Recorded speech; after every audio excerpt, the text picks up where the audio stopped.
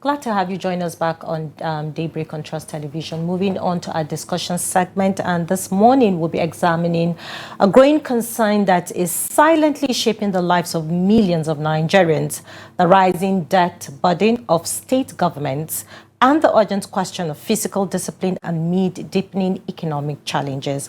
Now, according to recent reports, 10 Nigerian states borrowed a staggering 414 billion naira in 2023 alone.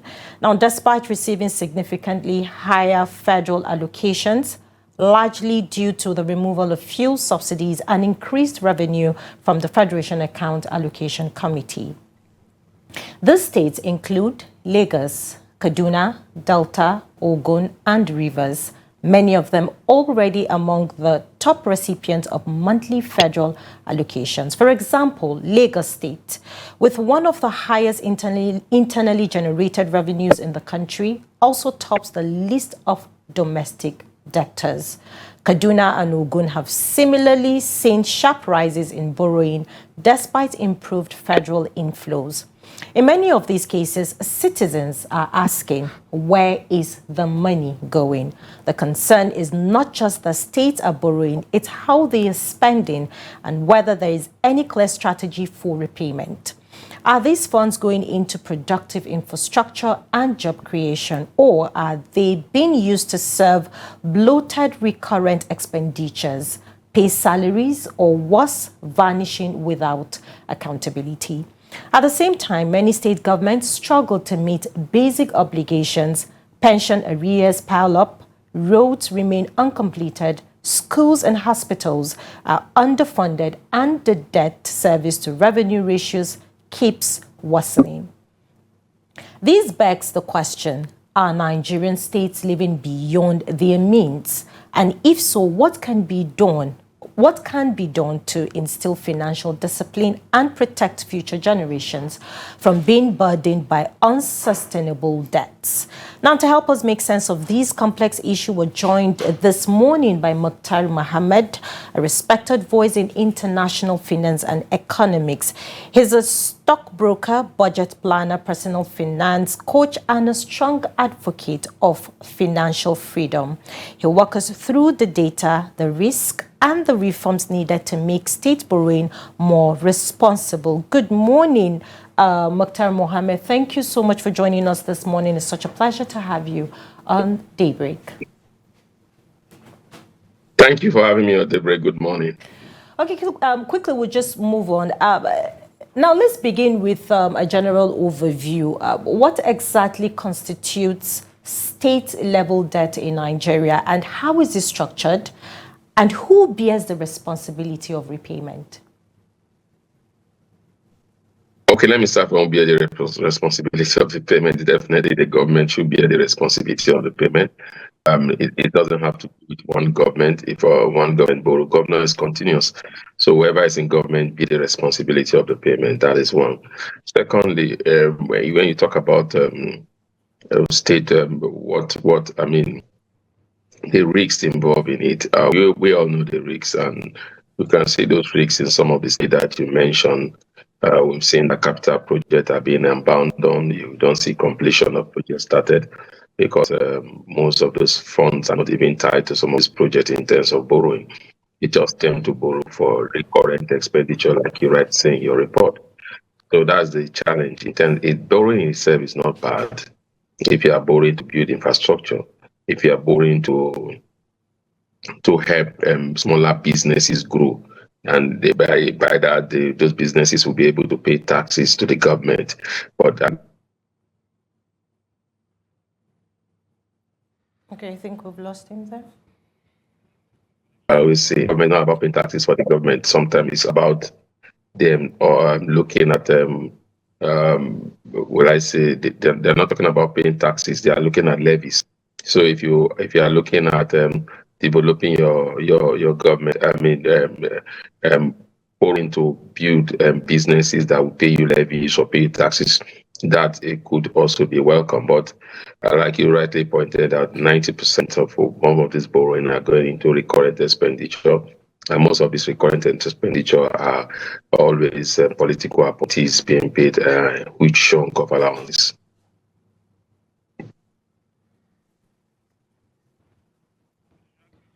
All right, I believe we're having difficulties with the. Okay, so right. okay, Hauwa, do you want to go on? Okay. Go ahead. So thank you so much for giving us the overview concerning the structure and who bears the responsibility of repayment when it comes to the debt.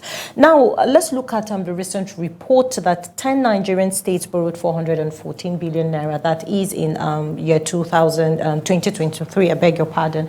Now, despite receiving higher federal allocations, eyebrows have been risen. What does this tell us about fiscal discipline at the sub-national level? There's no physical discipline at the sub-national level. What you see in physical rascalism, whereby government just collect money and begin to do white elephant project. Let me give you an example. I mean, Niger State is among those states. I've been to Niger State and I've seen the kind of infrastructural development that is going on in Niger State, especially Mina, the state capital, in terms of road construction. But again, a white elephant project I saw again was a refurbishing of the Mina International Airport, Mina Airport, to be named after president, and then you spend so much money. How many aircraft do line the big people? And when you have Abuja as an easy access for people to run their businesses, how many of those planes will be landing in Niger State to get revenue or creature for the people? So those are part of the white elephant project.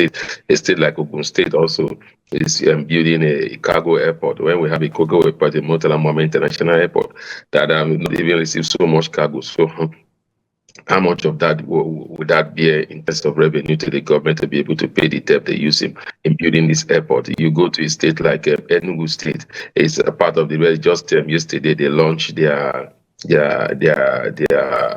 own airline, Enugu Air, and the minister of aviation was saying that even the airport there is in debt, and the government is looking for ways to see how they can give those airports to private individual because it's not bringing revenue. So those are type of physical rascality that you see in government in terms of borrowing. They just borrow for the sake of it. But when you look at those data, when you look at 2023, you also have to pity some of the state government, because before then there was the issue of payment of subsidy, and so most of them were not getting the required allocation. Some of them, you remember those days we used to see ministers, commissioners fight with ministers, the Minister of Finance over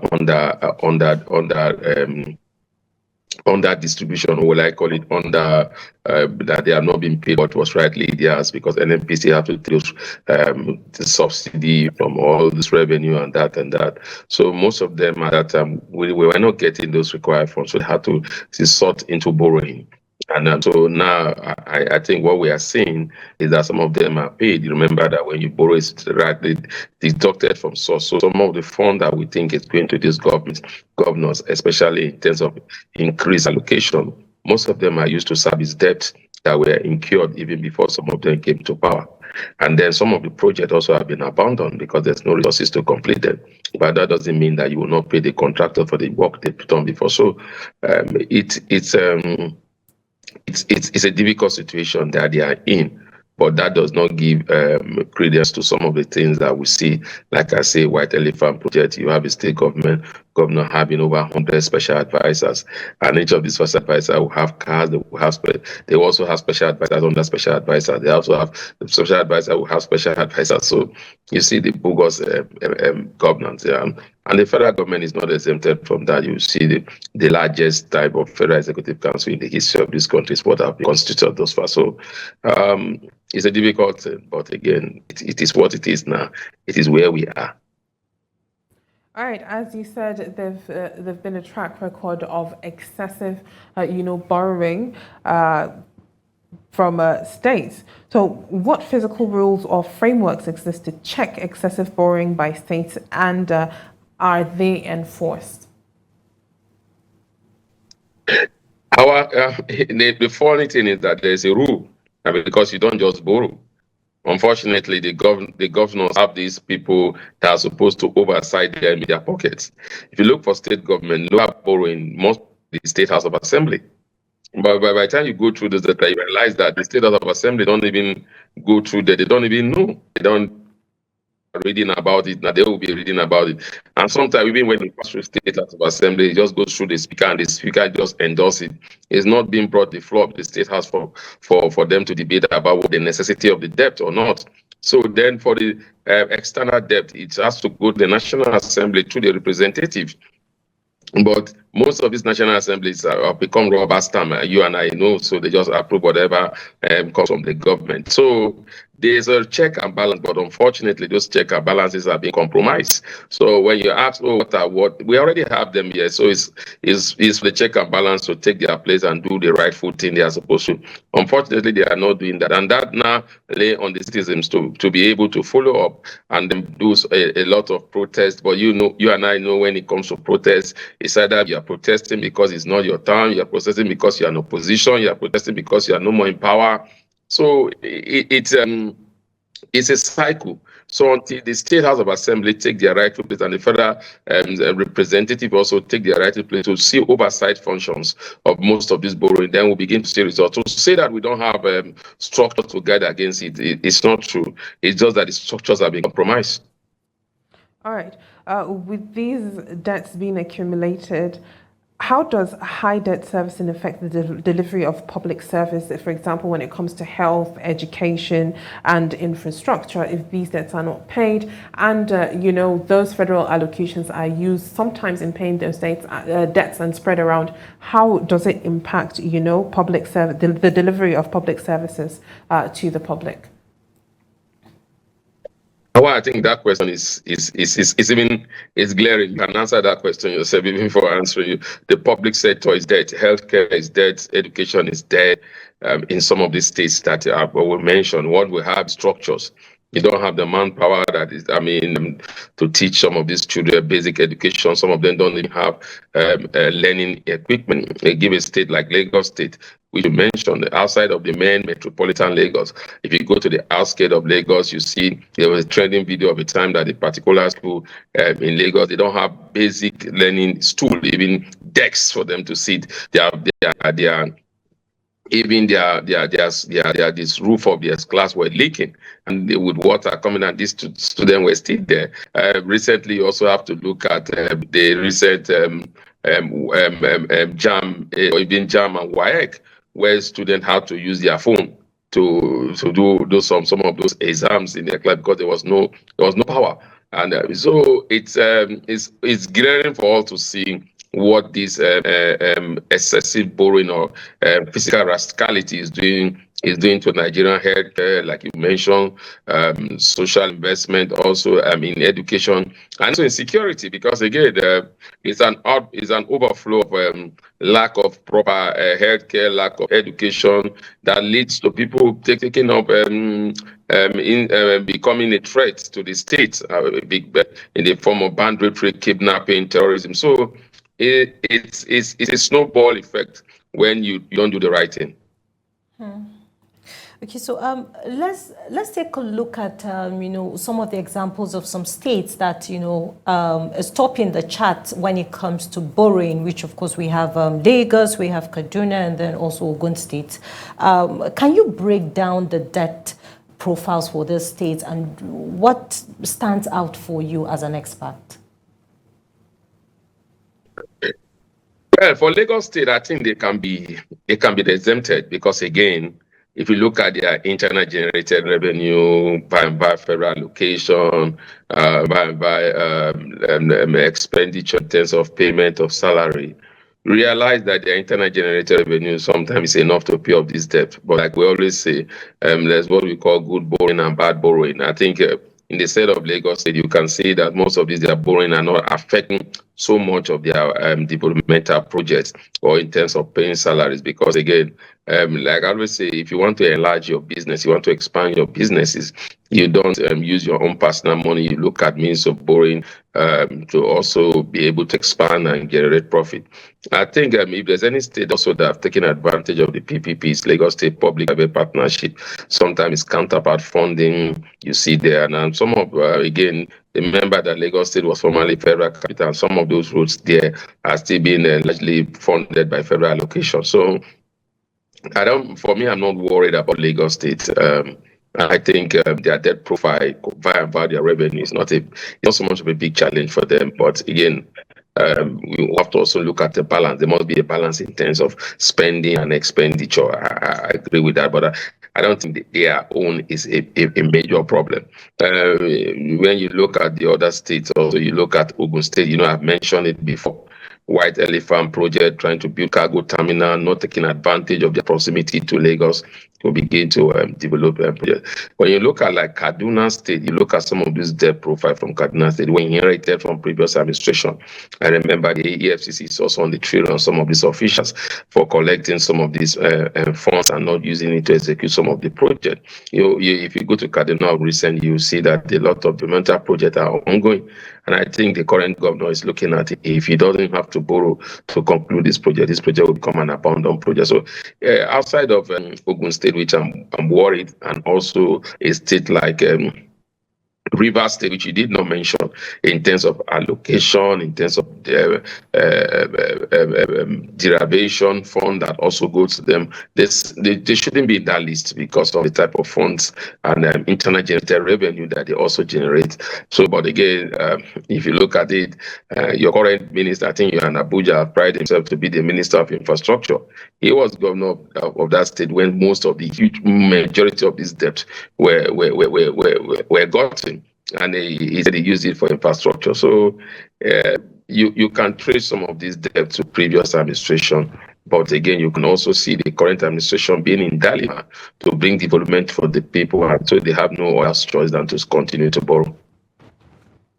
All right. What strategies do you believe can be implemented that can enhance fiscal discipline and reduce dependency on debt by states?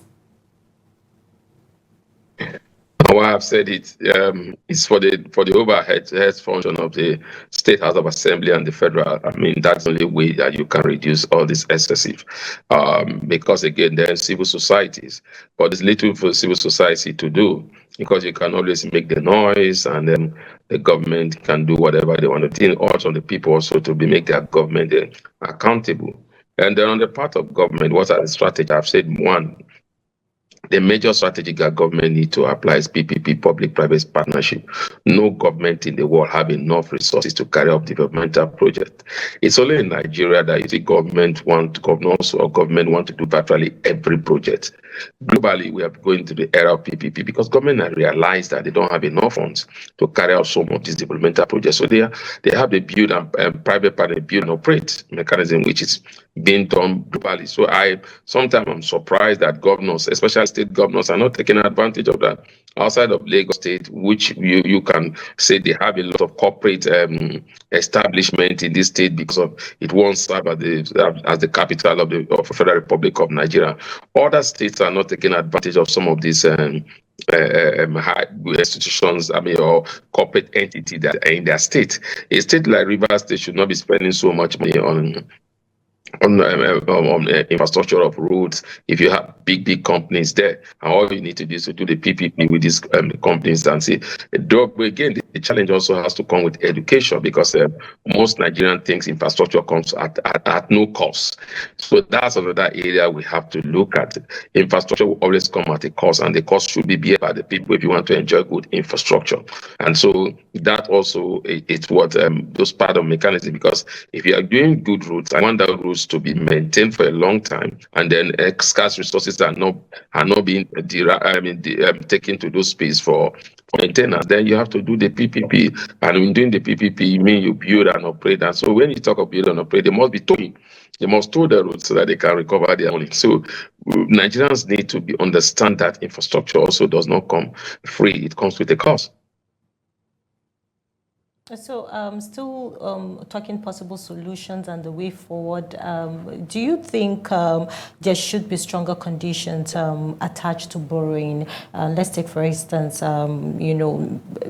let's say making loans conditions in terms of, clear vision, clear focus, measurable development goals. Do you think that this should be set as a parameter for giving out the to maybe better their state or do what they need to do for the people? These rules are there. I can tell you they are there. It's just like the federal government, you must not borrow above your GDP. The state government, you must not borrow above your revenue. I think a particular threshold of your revenue. These rules are there. I keep saying they are there. It's just that the structure is not there. The institutions are being compromised. The rules are there.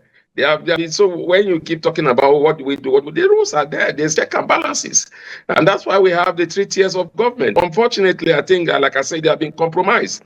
So it's the rule are there. So the only way you can begin to see those rules come into effect is to get people of right character into place of leadership that can challenge the governors.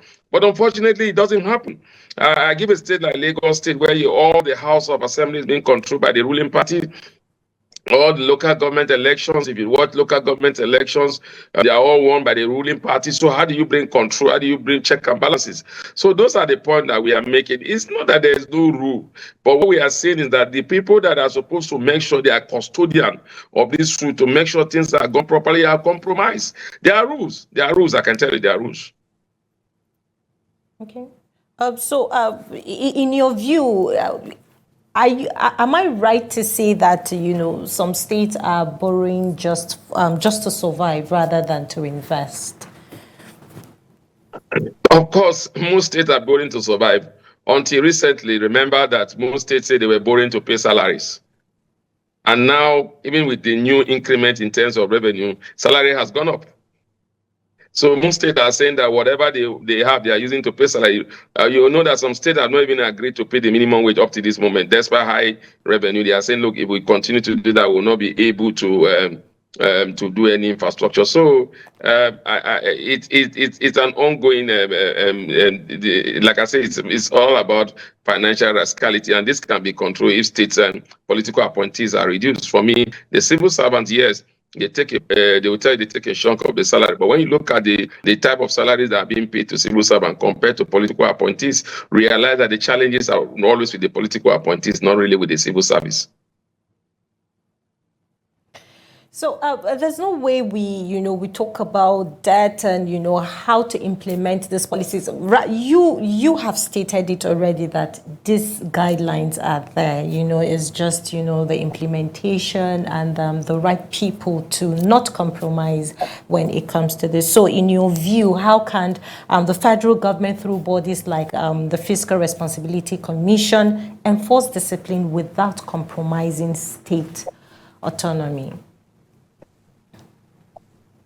You see, the federal fiscal responsibility board has their limits.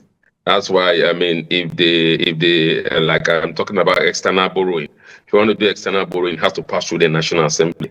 If the National Assembly has already approved that, what can you, the Fiscal Responsibility Committee, do, or the Fiscal Responsibility Board? You can't do anything. The National Assembly have approved it. So the only way the Fiscal Responsibility Board does this is to make sure that that is paid from deducting directly from sources. That's so there's structures. So then if you look for local debt, once those debts are collected and the State House of Assembly raise no objection towards it, and then you find that in the office of the Minister of Finance, he cannot but approve that already, because again they talk about the autonomy of the state. So he approved it. So the main challenge will now be well, if you have taken this debt, then we'll definitely deduct directly from source, so they will not have money to do other projects. That's I mean it's there. It's there. I keep saying it's there. For every major problem that we're facing, Trust me, the poor Nigerians are the ones feeling the heat on a daily basis. So I would love to find out from you, how can ordinary Nigerians, voters, taxpayers, demand more fiscal accountability from their state governments? I don't know which state you come from. So if I ask you your state now, whether you know some of the projects that are being embarked by your state governor, I'm very sure you will not know all of this. Even the one that is supposed to be in your own locality, you might not even know. So it's all about being responsible. A lot of people put so much emphasis on the center, the federal. Nobody looks at the state, and worst of, nobody even look at the local government. We are coming to a point whereby local